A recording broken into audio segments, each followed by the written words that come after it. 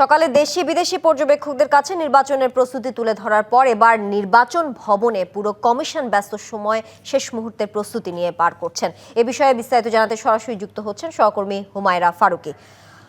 হুমায়রা, আমরা সারা দেশের নিরাপত্তা ব্যবস্থা কিংবা শেষ মুহূর্তের প্রস্তুতি নিয়ে সহকর্মীদের দ্বারা আমাদের দর্শকদের জানাচ্ছিলাম। আপনার কাছ থেকে জানতে চাই, নির্বাচন কমিশনের শেষ মুহূর্তের প্রস্তুতি কি কি সার্বিক পরিস্থিতি সম্পর্কে আমাদেরকে জানাবেন। তানিয়া, নির্বাচন কমিশন কিন্তু গতকাল আমাদেরকে আনুষ্ঠানিক একটি ব্রিফ করেছে।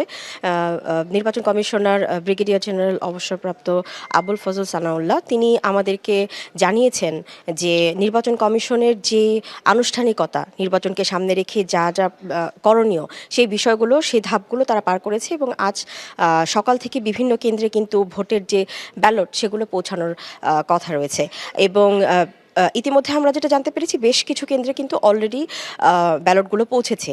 আর সার্বিক প্রস্তুতির বিষয়ে পর্যবেক্ষকদের সাথে একটি বৈঠকও ছিল আজ সকালে হোটেল ইন্টারকন্টিনেন্টাল থেকে। কিন্তু প্রধান নির্বাচন কমিশনার এবং নির্বাচন কমিশনার সানাউল্লাহ আমাদেরকে ব্রিফ করেছেন এবং তিনি আমাদেরকে বেশ কয়েকটি বিষয় জানিয়েছেন। সেটি হচ্ছে সিইসি আমাদেরকে জানিয়েছেন যে অনিয়মের বিরুদ্ধে যে কোনো ধরনের ব্যবস্থা তিনি নেবেন এবং নির্বাচন সুষ্ঠু এবং শান্তিপূর্ণ করতে বদ্ধপরিকর নির্বাচন কমিশন। আর আওয়ামী লীগ নির্বাচনে এবার অংশ নিচ্ছে না, এই বিষয়টি নিয়ে আমরা যখন জানতে চেয়েছিলাম, ব্রিগেডিয়ার জেনারেল সানাউল্লাহ তিনি আমাদেরকে জানিয়েছেন যে এই আওয়ামী লীগ না থাকলেও বাকি সব দলের অংশগ্রহণে একটি সুষ্ঠু শান্তিপূর্ণ নির্বাচন এবার কিন্তু হচ্ছে। আর আমাদের সাথে এই মুহূর্তে আছেন আমার সহকর্মী ইশরাত জাহান উর্মি, তিনি আমাদের ডিপ্লোম্যাটিক বিটে কাজ করেন। তো উনি গতকাল হোটেল ইন্টারকন্টিনেন্টালে পর্যবেক্ষক যারা এসেছিলেন ইউরোপীয় ইউনিয়নের, তাদের সাথে ব্রিফিংটি কভার করেছেন। তো উর্মি, আপনার কাছে জানতে চাই যে পর্যবেক্ষক যে দল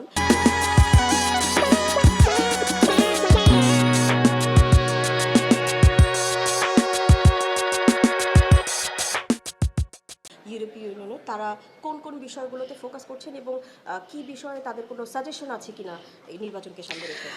হুমায়রা, আপনাকে ধন্যবাদ। আপনি জানেন যে আসলে মূলত তিনটি বিষয়কে কেন্দ্র করে প্রথম থেকেই তারা আসলে এই ভোটকে দেখছেন যেভাবে বা অবজার্ভ করছেন যেভাবে, তারা মূলত তিনটি বিষয়কে মাথায় রাখছেন। এক হচ্ছে তারা বলছেন যে লেভেল প্লেইং ফিল্ড আছে কিনা, সবাই নির্ভয়ে ভোট দিতে পারছে কিনা। এই সবাইয়ের মধ্যে কিন্তু একটা কি বলে কিছু টেকনিক্যাল বিষয় আছে, যেমন তারা বলছেন যে সংখ্যালঘু, নৃতাত্ত্বিক গোষ্ঠী, নারী এরা ভোট দিতে পারছেন কিনা, এটা কিন্তু একটা বড় নিয়ামক যে ভোটটা ভালো হলো কি হলো না।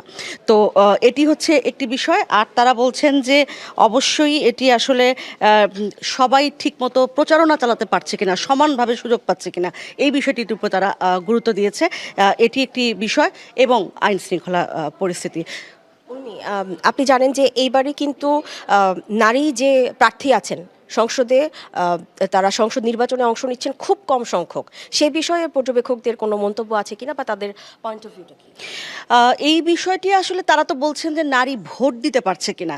এখন নমিনেশন আসলে আপনি জানেন যে মাত্র 3.38 ভাগ নারী এবার, না 3.38 ভাগ নারী এবার মাত্র এবার নমিনেশন পেয়েছে বা ভোটে অংশগ্রহণ করছে, অর্থাৎ 4-এর নিচে। যদিও সুপারিশ করা হয়েছিল বা সংস্কার কমিশন বলেছিল 5% অন্তত নারীদের ভোট থাকতে হবে, সেখানে মাত্র 3.38 বা 3.6 কিছু একটা এক্সাক্ট ফিগারটা এই মুহূর্তে আমার মনে পড়ছে না, একদমই কম।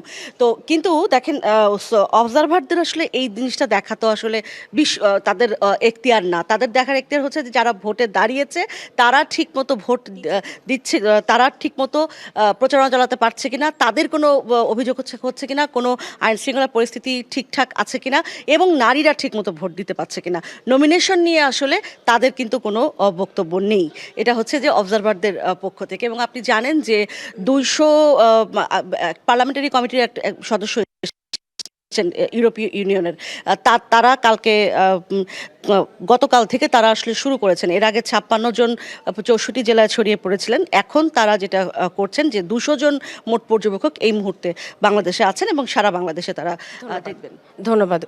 তো আমরা কথা বলছিলাম আমার সহকর্মী ইশরাত জাহান উর্মির সাথে। তো এই ছিল এখন পর্যন্ত আমার কাছে সর্বশেষ। পরবর্তী তথ্যগুলো হাতে আসা মাত্রই বা নির্বাচন কমিশনের পক্ষ থেকে আজ বিকেল 5টায় কিন্তু সিনিয়র সচিব আক্তার আহমেদের ব্রিফিং করার কথা রয়েছে। নির্বাচনের সার্বিক প্রস্তুতি বা আরও যে বিষয়গুলো তিনি আমাদের আমাদেরকে জানাবেন, সেটি জানা মাত্রই আমি আপনার মাধ্যমে তা দর্শকদেরকে জানিয়ে দেব। তানিয়া।